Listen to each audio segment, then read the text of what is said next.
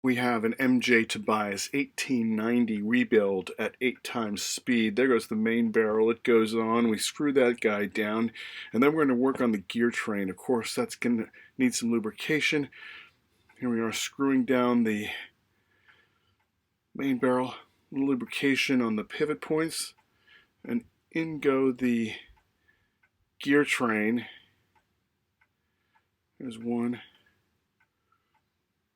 And the cock itself. Then there's two. Cock goes on that. Screwed down. Then there's three.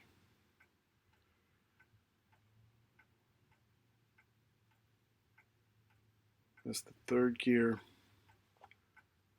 Then the center wheel goes down. A little lubrication.